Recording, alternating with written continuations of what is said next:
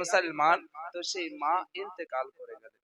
ইন্তেকাল যখনই করে গেলেন, এ মাতাল আপনার বাড়িতে গিয়ে ষাটপাট পড়ে আছে। দিন কেটে গেল, রাত হয়ে গেল।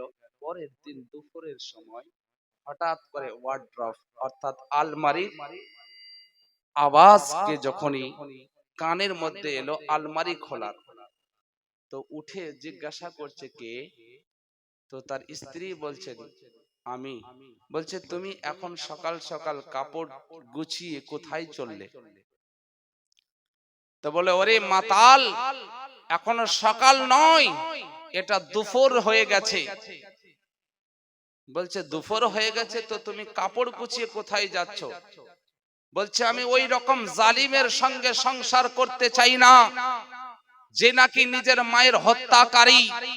এই রকম জালিমের সঙ্গে আমি সংসার করব না, আমি তোকে ত্যাগ করে আমি নিজের বাপের বাড়িতে চললাম। মাতাল বলছে কি আমার মা ইন্তেকাল করেছে? বলে হ্যাঁ রে জালিম, তুমি মদ খাওয়া অবস্থাতে এসে বেহুশি হালাতে যে মাকে থাপ্পড় মেরেছিলে, সেই মা সহ্য না করতে পেরে আগুনে পড়ে গিয়েছিল, আর আগুনে পড়ে যাওয়ার পরে তিনি পুড়ে ইন্তেকাল করে গেছে। বলছে কেন আমাকে জাগানো হয়নি, কেন আমাকে জানাজার জন্য জাগালে না? তো বলছেন তোমার মায়ের আদেশ ছিল যে আমি যদি মারা যাই আমার ওই কোলাঙ্গার যেন আমার চেহারা না দেখে, আর আমার জানাজাতেও সে যেন শরীক না হয়, বা আমার মাটিও যেন সে দেওয়ার যেন সুযোগ না পায়, কেউ তাকে খবর দেবে না, তাই তোমাকে কেউ খবর দেয়নি।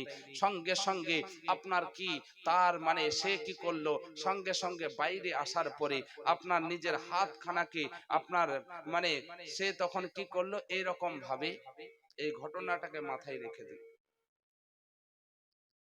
হযরতে মালিক বিন দিনার, এটাকে ভুলবেন না, আমি এখানে আসবো, মাথায় রাখুন। হযরতে মালিক বিন দিনার একবার হজ করতে গেছেন। মক্কাতুল মুকাররমাতে হজ করার সময় তিনি সেই বছর প্রচুর হজের মানে লোক একত্রিত হয়েছে, সমবেত হয়েছে সেই জায়গাতে খুবই।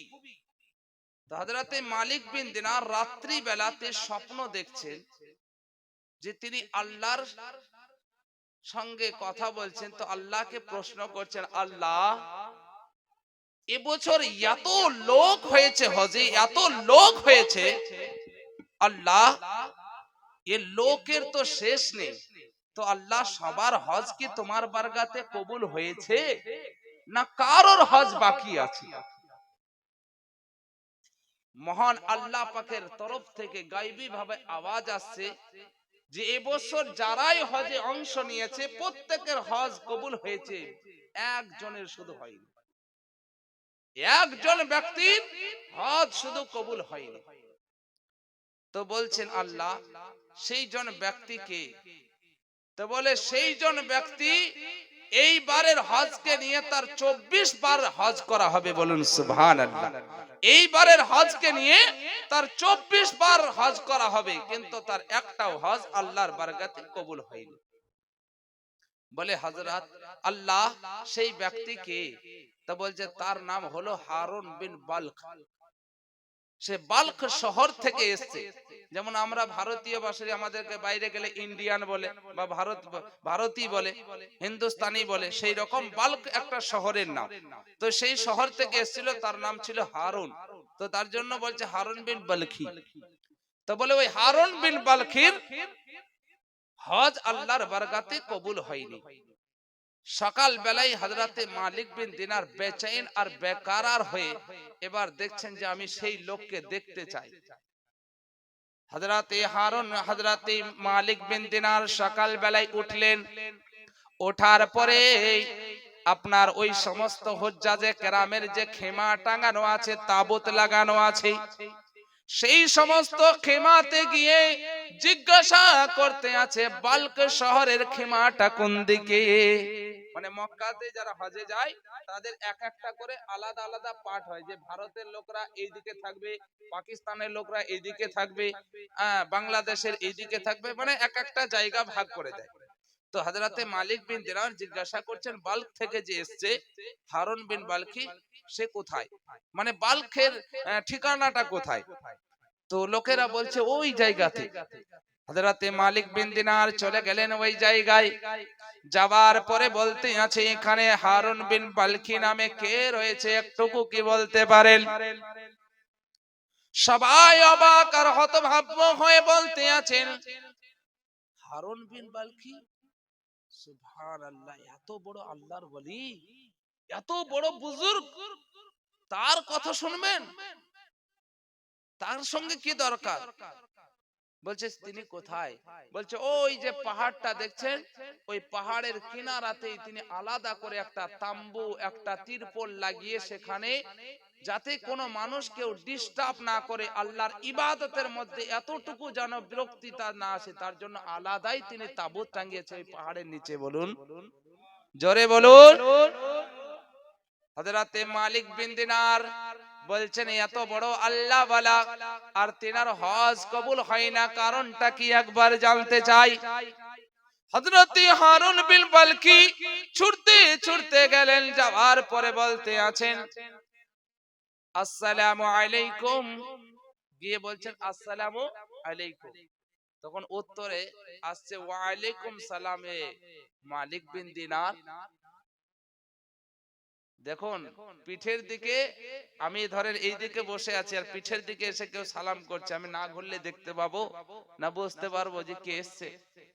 কিন্তু হারুন বিন বালকি এদিকে মুখ করে বসে আছে, পিঠের দিকে এসে বলছে আসসালামু আলাইকুম, তো উত্তরে বলছেন ওয়া আলাইকুম সালাম এ মালিক বিন দিনার। তো তিনি বলছেন যে আপনি আমার নামও জানেন? আমি বলে কিসের জন্য এসেছেন আগে সেটা বলুন। বলে হুজুর না, আমি আপনার সঙ্গে দেখা করতে এলাম। বলছে না, আপনি শুধু দেখা করতে আসেননি, আজকের রাত্রিতে আপনি স্বপ্ন দেখেছেন, আল্লাহর কাছে প্রশ্ন করেছেন, আল্লাহ গো আজকে যে হজে যারা অংশ নিয়েছে সবার কি আল্লাহ তোমার বরকতে হজ কবুল হয়েছে না কারোর বাকি আছে? আল্লাহর পক্ষ থেকে উত্তর পেয়েছিলে যে সবার হজ কবুল হয়েছে, একজন ব্যক্তির হজ কবুল হয়নি। তুমি আবার প্রশ্ন করেছিলে আল্লাহ কার হজ কবুল হয়নি, তোমাকে আল্লাহ আবার উত্তরে বলেছিল হারুন বিন বালকির হজ কবুল হয়নি। সেই ব্যক্তি আজকের হজটাকে নিয়ে তার 24 বারের হজ হবে, কিন্তু একটাও হজ আল্লাহর বরকতে কবুল হয়নি। এই কথাটা জানার জন্য, এই যে মানুষটাকে দেখার জন্য তুমি এত দূর থেকে আমার কাছে ছুটে এসেছো। হযরতে মালিক বিন দিনার অবাক আর আশ্চর্য হয়ে গেলেন, ইয়া আল্লাহ, আমি কোথা থেকে এসেছি, কি করে এসেছি, কেন এসেছি, রাত্রে কি ঘটেছে, সবকিছু বলার ক্ষমতা এর আছে। আর অথচ এরকম একজন ব্যক্তির হজ কবুল হয় না আল্লাহর বরকতে, এর মধ্যে কি এমন রহস্য আছে? হযরতে মালিক বিন দিনার বলছে হুজুর আল্লাহ আপনাকে এত মার্তবা দিয়েছে, এত পাওয়ার দিয়েছে, এত ক্ষমতা দেওয়ার পরেও আল্লাহর বরকতে হজ কবুল না হওয়ার কারণটা কি একবার বলুন। ওই মালিক বিন দিনার কে বলতে আছে তাহলে শোনো। হারুন বিন বালকি ঝড় করে কাঁদতে লেগেছে। এবার বলতে আছে যে রমজানের মাসের সময় ওই মদখর ব্যক্তি অন্য কেউ ছিল না, আমি ছিলাম। আমি নিজের মায়ের হত্যাকারী, মাকে থাপ্পড় মেরেছিলাম মদ্যপান অবস্থায়, নেশাগ্রস্ত অবস্থায়, রমজান মাসে নাস্তা দেয়নি বলে মাকে থাপ্পড় মেরেছিলাম। আর মা আমার সহ্য না করতে পেরে আগুনের মধ্যে মুখ থুবড়িয়ে পড়ে গিয়ে পুড়ে মারা গিয়েছিল। যখন আমি সকাল বেলায় শুনলাম, শোনার সাথে সাথে আমি নিজেকেই এত বড় অন্যায়কারী আর ক্ষমাকারী মনে করলাম যে আমি নিজেকে আর মাফ না করতে পেরে আমি দেখো এই দেখো দেখো চাদরকে যখন উঠিয়েছে বলছে তোমার হাত কেন কাটা আছে বলো। হযরতে হারুন বিন বালকি বলতে আছে আমি যেই হাত দ্বারাতে মাকে থাপ্পড় মেরেছিলাম, আঘাত করেছিলাম, ওই হাতখানা জমিনে রেখে একটা ধারালো অস্ত্র দিয়ে আমি কেটে ফেলে দিয়েছি। যেই হাত দ্বারাই মাকে আঘাত করেছি ওই হাত বডির মধ্যে আর কোনোদিন লাগিয়ে রাখতে চাই না। আর সঙ্গে সঙ্গে আল্লাহর দরবারে তওবা করেছি। মহান আল্লাহ পাক বলতে রয়েছে ওরে হারুন বিন বালখি, তুই তো আমাকে নারাজ করিস নাই, আমার যদি নামাজ না পড়তিস আমি আল্লাহ তোকে হিসাব নিতাম বা তোকে প্রয়োজনে মাফ করে দিতাম। বান্দারে, তুই যদি কোনো ইসলামিক বিধানে কোন জায়গায় অমান্য করলে আমি আল্লাহ খুব বড় গফুর রহিম, তোকে মাফ করে দিতাম। কিন্তু এ বালকি, তুই নিজের মাকে কষ্ট দিয়েছিস আর তোর মা তোর জন্য প্রাণ হারিয়েছে, আমি আল্লাহ তোকে মাফ করতে পারি না যতক্ষণ না তোর মা তোকে মাফ করেছে, যতক্ষণ না তোর মা তোকে মাফ করেছে। হারুন বিন বালকি বলছে, এই নয়, একবার নয়, দুইবার নয়, 24 বার হজ করেছি, আর সেই দিন থেকে পুরো দুনিয়াকে আমি রদ করে দিয়েছি, দুনিয়াকে অন্ধকার করে দিয়েছি। একটা মুহূর্তের জন্য, একটা সেকেন্ডের জন্য আমি আল্লাহর ইবাদত থেকে কখনো বিরতি নেইনি।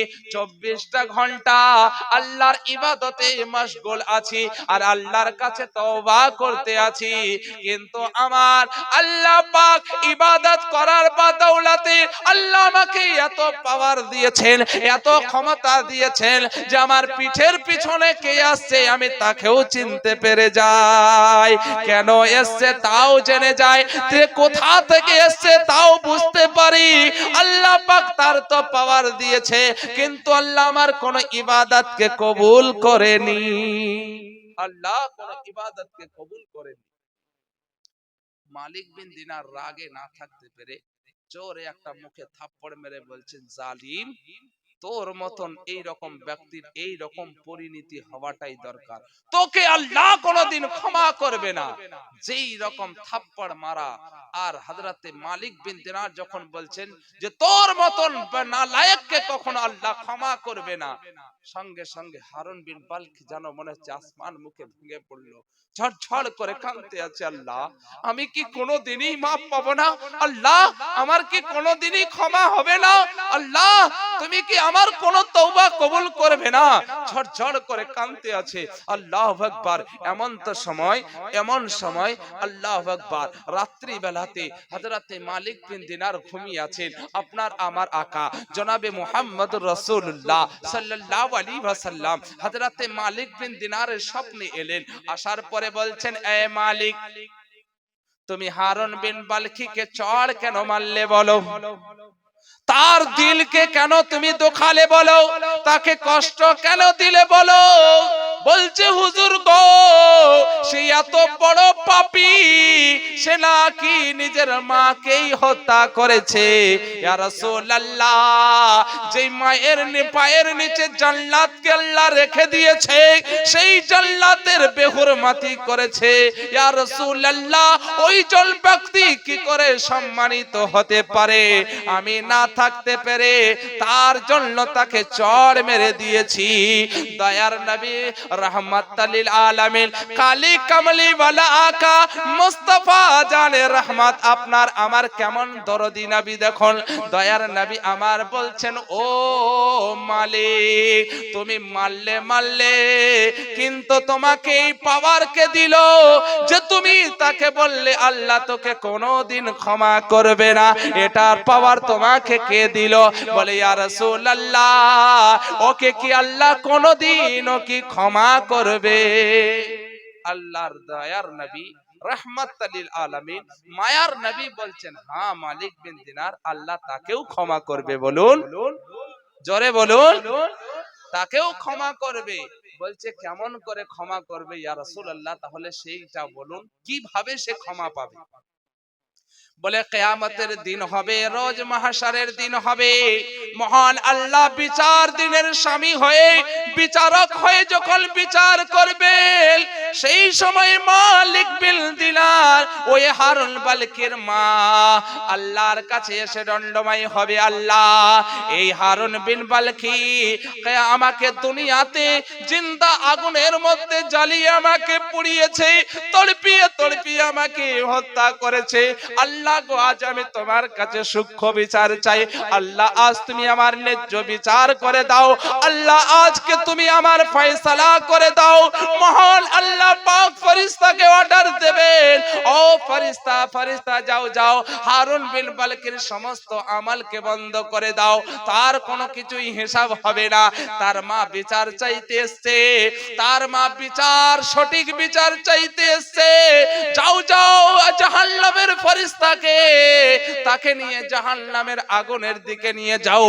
তাকে আজ বোঝাতে চাই যে আগুনে পুড়লে মানুষকে কতটা যন্ত্রণা লাগে, আগুনে পুড়লে পরে কতটা তাকে ব্যথা লাগে, আগুনে পুড়লে তার কতটা কষ্ট হয়। সে দুনিয়াতে দাঁড়িয়ে দাঁড়িয়ে নিজের মাকে পুড়তে দেখেছে, আজ কিয়ামতের দিনে জাহান্নামের আগুনে ও পুড়বে আর তার মা দাঁড়িয়ে দাঁড়িয়ে তার তামাশা দেখবে।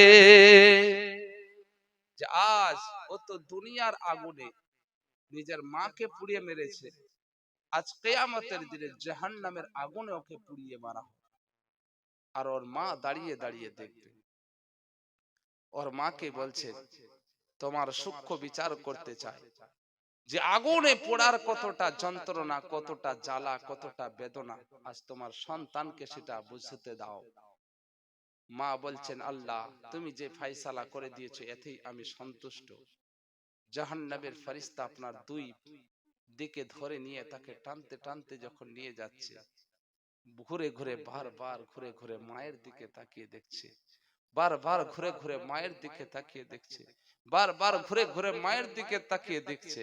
প্যারে মুসলমান, একটা জিনিস মনে রাখবেন, আল্লাহ পাক মা এমন মা সবাইকে বানাই না, আর মা যাকে বানাই তো আল্লাহ পাক মমতার একটা বাঁধন তার দিলের মধ্যে আল্লাহ আগে দিয়ে দেয়। বাপ সবাইকে বানাই না, বাপ যদি কাউকে বানাই তো পিতৃতার একটা মোহাব্বত তার দিলের মধ্যে আল্লাহ আগেই দিয়ে দেয়। ভাই সবাইকে বানাই না, ভাই যদি কাউকে বানাই তো ভাইয়ের মোহাব্বত তার আগেই তার দিলের মধ্যে দিয়ে দেয়। বোন সবাইকে বানাই না, বোন যখন কাউকে বানাই তো বোনের মোহাব্বত তার দিলের মধ্যে আল্লাহ আগেই দিয়ে দেয়। আল্লাহু আকবার।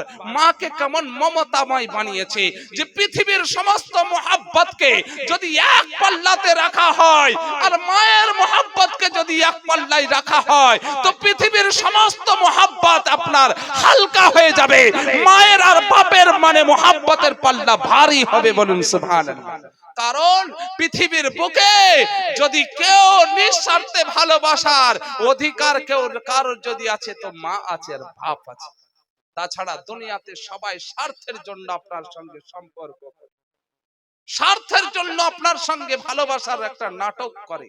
প্যারে মুসলমান, যখন বারবার ঘুরে ঘুরে যখন হারুন বিন মালিক যখন মায়ের দিকে দেখবে, মায়ের মমতা আর মানে তাকে বাধ্য করে দেবে, মায়ের মমতা তার দিলকে বেচैन করে দেবে। মহান আল্লাহর কাছে গিয়ে হাত জোড় করে বলবে আল্লাহ তুমি আমার সন্তানকে maaf করে দাও, আল্লাহ তুমি আমার সন্তানকে ক্ষমা করে দাও। মহান আল্লাহ পাক বলবেন যে এ বালখির মা, তোমার সন্তান তোমাকে তো দুনিয়ার আগুনে পুড়তে দেখেছে, আজ তুমি একটুকু দেখো জাহান্নামের আগুনে তাকে কতটা ব্যথা লাগে, তাকে কতটা যন্ত্রণা লাগে। মা তখন বলতে আছেন আল্লাহ আমাকে তো তুমি মমতাময় মা বানিয়েছো, আল্লাহ সন্তান হাজার সন্তান নিজের হাজার মাকে হাজার বার যন্ত্রণা না দিয়ে আগুন দিয়ে জ্বালাতে পারে, কিন্তু একটা মা নিজের সন্তানকে কখনো এতটুকু কাঁটা ভোকার আঘাত কখনো সহ্য করতে পারে না, বলুন সুবহানাল্লাহ। বলছে আল্লাহ দুনিয়ার হাজার সন্তান নিজের মাকে হাজার বার আগুনে পোড়াতে পারবে, এতটুকু তাদের ব্যথা জাগবে না, কিন্তু একটা মা আগুনে পোড়া তো দূরের কথা, একটা বাপ আগুনে পোড়া দেখা তো দূরের কথা, একটা কাঁটা যদি সন্তানে ঢুকে যায় তো মা বেচাল হয়ে যায়, মা বেকরার হয়ে যায়। সন্তান যদি রাতে বাড়ি ফিরে তো মা বেকরার হয়ে যায়, সন্তান যদি না খায় তো মা বেকরার হয়ে যায়, সন্তান যদি অসুস্থ হয়ে যায় বাপ বেকরার হয়ে যায়। এ দুনিয়ার মুসলমান, আজ সেই মাকে তুমি ভাতের জন্য কান্না করাও, সেই দুনিয়ার মুসলমান আজ সেই বাপকে তুমি আঘাত দিয়ে দাও। এ দুনিয়ার মুসলমান তুমি কি করে রহমত পাবে, কি করে আল্লাহর বরকত পাবে, কি করে তোমার প্রতি আল্লাহর দয়া হবে? যতক্ষণ পর্যন্ত না নিজের মাতা পিতার হক আদায় না করেছো, আল্লাহ তোমাকে কখনো দুনিয়াতে সম্মান করবে না, আর আখিরাতেও তুমি কখনোই আযাব থেকে বাঁচতেও পারবে না। আরে মুসলমান, যার জন্য তো কবি বলতে আছে কি, ছিল কত আদরের মা বাবা আমার, কেমন আছেন তারা কবর মাঝে। ছিল কত আদরের মা বাবা আমার, কেমন আছেন তারা কবর মাঝে। সে খবর আজ জালা,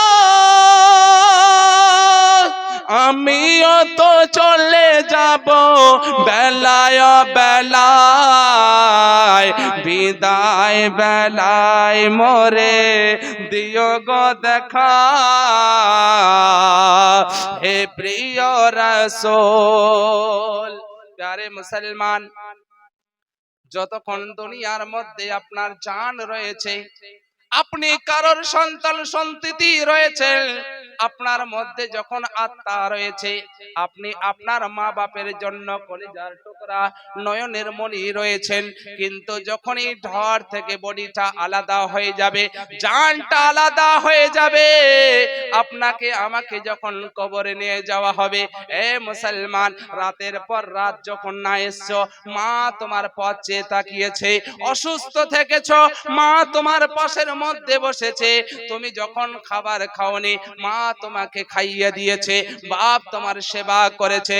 আজ মুসলমান, সেই তোমার মা বাপ যখন মারা যায়, তুমি কেমন যোগ্য সন্তান যে তোমার রাত ও দিন দেখলো না, মাথার ঘাম পায়ে ফেলে তারা তিল তিল অর্থ জমিয়ে তোমার জন্য বিল্ডিং করে যায়, তোমার জন্য গাড়ি বাড়ি করে যায়, তোমার জন্য ব্যাংক ব্যালেন্স করে যায়। মা বাপ চিৎকার করে বলতে আছে, এ দুনিয়ার সন্তান সন্ততি, তোমাদেরকে দুনিয়ার সব কিছু দিলাম, বিনিময়ে আমরা কিছুই চাই না, প্রয়োজনে কিছুই চাই না, একবার শুধু তোমাদের কাছে চাই, শেষ সময় তোমাদের কাছে কিছু চাই। বলছে কি চাও? বলছে বেটা দুনিয়ার কোনো প্রপার্টি নয়, খালি হাতের দোয়াখানা তোমাদের চাই। মুসলমান, মা বাপ দুনিয়াতে সব কিছু দিয়ে গেল, শেষ সময় বলছে বেটা তোমাদের কাছে কিছুই চাই না, খালি হাতের দোয়াটা দাও, জানাজাতে এসে আমার জানাজাটা পড়ে আল্লাহর কাছে দোয়া চাও, কবরস্থানে একবার হাজিরি দিয়ে আল্লাহর কাছে আমার মাগফিরাত চাও, এই অন্ধকার কবরে আমি কেমন আছি। মুসলমান, আপনি আমি কেমন যোগ্য ছেলে, একবার ভাবুন, আমরা আপনাকে কাকে ধোঁকা দিচ্ছি? কোরআনকে ধোঁকা দিচ্ছি, নামাজ ইসলামকে ধোঁকা দিচ্ছে, আল্লাহকে ধোঁকা দিচ্ছে, না কাকে ধোঁকা দিচ্ছে? মুসলমান, ধোঁকা তো আপনি আমি নিজেকে নিজে দিচ্ছি, নিজের মা বাপকে দিচ্ছি। কারণ আমি ডাক্তার মাস্টার ইঞ্জিনিয়ার হয়ে গেছি, কিন্তু যখন মা মারা যাবে, তো বাপ যখন মারা যাবে, বাপের গোসলটা দেওয়ার জন্য কাউকে ধার করতে হবে। বাপ যখন মারা যাবে, তাকে কাফন পরানোর জন্য কাউকে ধার করতে হবে। বাপকে খাটুলিতে নিয়ে যাবার প্রচেষ্টা জানি না, বাপকে কবরে নামানোর দোয়াটা জানি না, বাপের জানাজার দোয়াটা জানি না, মাটি দেওয়ার দোয়াটা জানি না, এ মুসলমান ওযু করার দোয়াটা জানি না। সারা দুনিয়া দেখবে যে দুনিয়ার লোকে জানাজাতে অংশ নিয়েছে, সবাই তো দোয়া করছে, হয়তো তার ছেলেও দোয়া করছে, কিন্তু সে জানছে আর তার বাপ জানছে যে আমার বেটা কিছু জানে না, আর বেটা জানে আজ দুনিয়াওয়ালা বাপের জন্য দোয়া করছে, কিন্তু আমি এমন নালায়েক সন্তান যে আমি নিজের বাপের জন্য, নিজের মায়ের জন্য দোয়াটা পর্যন্ত করতে পারলাম না। মুসলমান, এর থেকে কাইয়ার, এর থেকে নাদান, এর থেকে বদনসিব, এর থেকে বদকিসমতওয়ালা সন্তান আর কে হতে পারে যে শেষ সময় যে মা বাপ দুনিয়াতে সব দিয়ে যায়, আর শেষ সময় ঠিকমতো দোয়াটা করতে পারে না, মাটিটা দিতে পারে না, জানাজাতে অংশ নিতে পারে না, সারাটা দুনিয়াতে ধোঁকা তো দিল, কিন্তু শেষ সময়েও নিজের মা বাপকে ধোঁকা দিল। হে মুসলমান, এখনো সময় আছে, নিজেকে শুধরিয়ে যান। আজ আপনি যেমন চলবেন, আপনার সন্তানও তেমন চলবে। আপনি যদি নামাজি হন, আলহামদুলিল্লাহ, আপনার সন্তানও আপনাকে দেখে সেও নামাজি হবে। আপনি যদি হালাল খান তো আপনার ছেলেও বলবে আমার আব্বা বড় মেহনত করে পয়সাকে জমিয়েছে, তো আমাকেও হালালি পথে চলতে হবে। আর আপনি যদি হারামি পথে উপার্জন করেন তো আপনার সন্তান বলবে আরে আমার বাপ কামিয়ে গেছে, চল মস্তি করি। কারণ যে হালালি পথের রোজগার আল্লাহ পাক তার মধ্যে বরকত দান করে, আর হারামি পথের রোজগার কখনোই তার মধ্যে বরকত থাকে না, আল্লাহর নিয়ামত রহমত থাকে না, যেমন আসে তেমন চলেও যায়। প্যারে মুসলমান, তো হালালি পথে রোজগার করতে শিখুন। আর কিভাবে ইসলামের কালচারকে আপনি নিজেকে শিখুন। ইসলামের কালচার শিখবেন কি করে? তাই তো মুসলমান, যখন আপনার পরিবার, আপনার পরিজন, আপনার ফ্যামিলির মধ্যে বাচ্চাদের মুখে এই কলমাটা, এই কথাটা যেদিন বেরিয়ে যাবে কি আম্মা তুমি দাও না বলে, আম্মা তুমি দাও না বলে, কে আমাদের নবী কাকে বলো, কাকে ডাকবো প্রিয় হাবিবি। একবার মহব্বতে বলুন, জোরে বলুন একবার, আম্মা তুমি দাও না বলে, আম্মা তুমি দাও না বলে, কে আমাদের নবী কাকে বলো, কাকে ডাকবো প্রিয় হাবিবি। সৃষ্টি যাহার মানব মহান যাহার বসিলায়,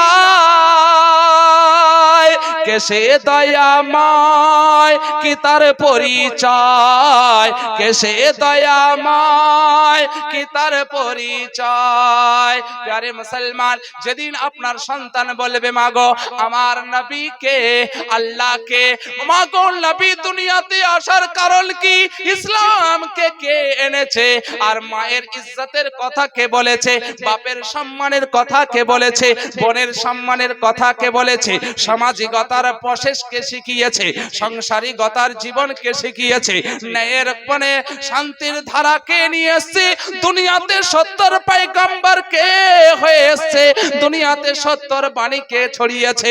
যেদিন আপনার সন্তান প্রশ্ন করবে আপনি বলবেন আপনার আমার আকা জনাবে মুহাম্মদুর রাসূলুল্লাহ বলেছেন, ও দুনিয়ার বালারা, মাকে সম্মান করো, মায়ের পদতলে জান্নাত রয়েছে, বাপের খিদমত করো, বাপ জান্নাতের দরজা রয়েছে, ভাইকে সম্মান করো, ভাইকে রাজি করলে আল্লাহ রাজি হয়ে যাবে, বোনের সম্মান করো, বোনের প্রতি যদি মেহেরবানি হয়ে যাও আল্লাহ তোমার প্রতি মেহেরবানি হয়ে যাবে, গরিব এতিম মিসকিনের মুখে যদি খাবার তুলে দাও, অসহায়ের মুখে যদি খাবার তুলে দাও, আল্লাহ পাক দুনিয়াতে তুমি এক লোকমা যদি কাউকে খাওয়াও, কমসে কম আল্লাহ দুনিয়াতে তোমাকে 10 লোকমা রিটার্ন ফেরত দেবে। এই সমস্ত কিছুর বিধান আল্লাহ মানে প্যারা নবী মুস্তাফা সাল্লাল্লাহু আলাইহি ওয়াসাল্লাম দুনিয়াতে দিয়ে গেছেন। তো যেদিন আপনার সন্তান প্রশ্ন করতে পারবে যে আম্মা আপনার আমার নবীকে, কিন্তু আজ আপনার আমার কি হয়, নিজের যারা পয়সা থাকে, ধন থাকে, অর্থ থাকে, দৌলত থাকে, তারা কি ভাবে আমার ছেলেকে আইপিএস করব, আমার ছেলেকে ইঞ্জিনিয়ার করব। আমি কারোর বিরোধিতা করছি না, করুন, প্রয়োজন আছে করুন, কিন্তু সাথে সাথে তাকে মানসিকতার শিক্ষাটা দিন, অর্থাৎ তাতে সে যেন পরিপূর্ণ মানুষ হয়ে যায়, তার মধ্যে মানবিকতাটা যেন এসে যায়। আর মানবিকতার শিক্ষা যদি কোথাও আছে তো একমাত্র শরীয়তে আছে, নবী মুস্তাফার ঘরে আছে, পবিত্র কোরআন আর হাদিসের মধ্যে আছে মানবিকতার শিক্ষা। তাছাড়া পৃথিবীতে এমন কোন স্কুল কলেজ তৈরি হয়নি যেখানে মানবিকতার শিক্ষা দেওয়া হয়। কারণ ওর নবী যে দুনিয়াতে আসার পরে নিজের পেটে পাথর বেঁধে অপরের মুখে খাবার তুলেছে, তার নাম হলো মুহাম্মদুর রাসূলুল্লাহ। বলুন সুবহানাল্লাহ। ওর নবী যে গোলামের জন্য সারা সারা রাত কাজ করে তার মানে আসান করেছে, তার নাম হলো মুহাম্মদুর রাসূলুল্লাহ। ওর নবী যে নিজের মায়ের মাথার পাগড়িকে খুলে নিজের দুধ মা হালিমাকে সম্মান দিয়েছেন, ও হলো মুহাম্মদুর রাসূলুল্লাহ। আরে মুসলমান, তো এর নাম হলো ইসলাম, এর নাম হলো ইসলাম, এর নাম হলো মুসলমান। যে অসহায়ের পাশে দাঁড়ানোর নাম হলো ইসলাম, মুসলমান। দুঃখী দরদির পেছনে দাঁড়ানোর নাম হলো মুসলমান। মানে যারা খেতে পায় না, অভাবী মানুষের মুখে খাবার তুলে দেওয়ার নাম হলো ইসলাম। প্যারে মুসলমান, ভোকা থাকলে তাকে খাবার খাওয়ার নাম হলো ইসলাম। পিপাসিত আছে তার মুখে পানি তুলে দেওয়ার নাম হলো ইসলাম। ভাই যদি অসুস্থ থাকে ভাইয়ের পিছনে দাঁড়িয়ে তাকে হেল্প করার নাম হলো ইসলাম। প্যারে মুসলমান, কিন্তু আজ আমরা পরিপূর্ণ উল্টো করি। করি, আর আমরা দুশ্মন কি দিই, দোষ কি দিই, যে মুসলমান মানেই হলো মির্জাফর লাস্টের বেলাতে। কিন্তু শোনো, যে মুসলমান হবে সে কখনো বেঈমান হবে না, যে মুসলমান হবে সে গাদ্দার হবে না, যে মুসলমান হবে সে কখনো আপনার মানে হারাম খানে वाला হবে না, যে মুসলমান হবে সে কখনো সুদ খাবে না, যে মুসলমান হবে সে কখনো মাকে গাল দেবে না, যে মুসলমান হবে সে কখনো বাপের নাফরমানি করবে না, যে মুসলমান হবে সে কখনো ভাইয়ের হক মারবে না, যে মুসলমান হবে সে পাড়া প্রতিবেশীর সঙ্গে কোনো রকম অন্যায় ব্যবহার করবে না। কিন্তু যে গাদ্দার হবে সে আপনার সে দুনিয়াতেই হবে, সে মুসলমান হোক চাই সে যে কোনো ধর্মের হোক। হে মুসলমান, এখন যে দুনিয়াতে আপনাকে মুসলমান মুসলমান বলা হয়, আমরা নামের মুসলমান, আমাদের কাজের এতটুকু আমাদের মধ্যে ইসলামের আলো নাই। না হলে বিবাহ যখন পড়াতে যায় তখন কি হয় জানেন, বিবাহ পড়াতে যখন যাই তো বড় বড় দেখেছি মানে রতি মহারথীকে মনে হয় মানে চারিদিকে এমন ভাবে টিপে ধরে মনে হয় যে তার বিয়ে পড়াতে যায়নি, মনে হয় জিন ছাড়াতে গেছি, হয় কি না? আপনারা তো অনেকের বরযাত্রী গিয়েছেন, যে তাকে চারিদিকে এমন ভাবে চিপে ধরে যে মনে হয় তার বিয়ে পড়াইতে নাই, মনে হয় জিন ছাড়াতে গেছে। তো মুসলমান যদি কালমা শরীফটা পড়ার যদি অবস্থা এই রকম হয়, তো সেই মুসলমান কি করে সম্মানিত হতে পারে সমাজে, সেই মুসলমানের ভালো দিন কি করে আসতে পারে সমাজে, সেই মুসলমানের প্রতি আল্লাহ কি করে সাহায্য করতে পারে সমাজে। মুসলমান যে মুসলমান মানে সর্বপ্রথম মুসলমানের মেন পরিচয় হলো কালেমা লা ইলাহা ইল্লাল্লাহ মুহাম্মাদুর রাসূলুল্লাহ। এমনও আছে যে এখনো কালেমাই বুঝে না, এমনও লোক আছে যে কালেমাই বুঝে না, যে কালেমা কার নাম এটাও বুঝে না। আর যদিও কেউ বুঝে তো এমন ভাবে পড়বে যে কোথাও হাত ভেঙে পড়বে, কোথাও দাঁত ভেঙে পড়বে, ওই কালেমাটা পড়তেই ওর দাঁত মুখ সব ভেঙে যাবে একদম, এমন পরিস্থিতি হয়। তো এইরকম যদি কাইয়ারাতা, এইরকম যদি অবহেলাতা যদি আল্লাহ পাকের বিধানকে নিয়ে যদি কেউ করে, তো আল্লাহ কি তার হেফাজত করবে না? আল্লাহ তার কখনো সাহায্য করবে? যেই ব্যক্তি আল্লাহ পাকের দ্বীনকে ভুলে যায়,